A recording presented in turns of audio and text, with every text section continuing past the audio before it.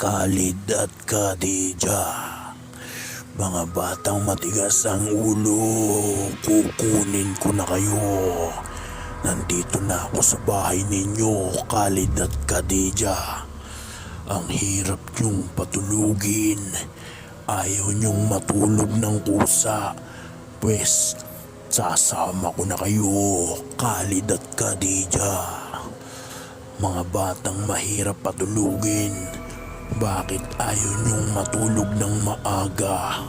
Ngayon nandito na ako para kunin kayo at isama sa mundo ko. Khalid at Khadija, sumama kayo sa akin at dadalhin ko kayo sa mundo ko. Doon hindi ko kayo patutulugin habang buhay dahil matigas naman ang ulo ninyo. Baka nakakalimutan nyo na hindi nyo ako kilala, Khalid at Khadija.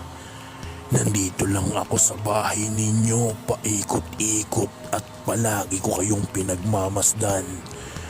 Mga batang pasaway, ayoko sa mga batang kagaya ninyo, alam nyo ba yun, Khalid at Khadija?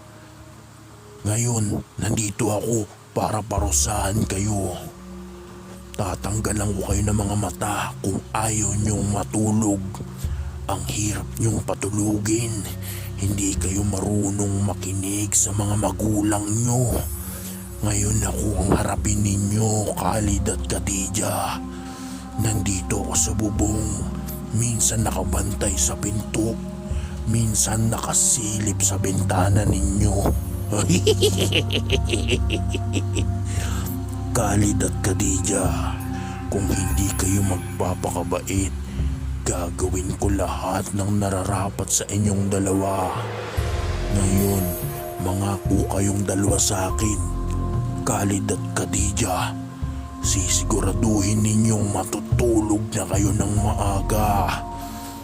Nandito lang ako, palagi ko kayong nakikita.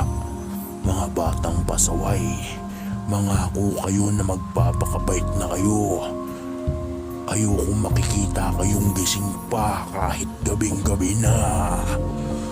Tatanggalin ko yung bunganga ninyo para hindi na kayo makapag-ingay at makapagsalita. Lahat ng parusa ay gagawin ko sa inyo dahil hindi kayo mabait na bata, Khalid at Khadija. Nandito na ako, humanda kayong dalawa.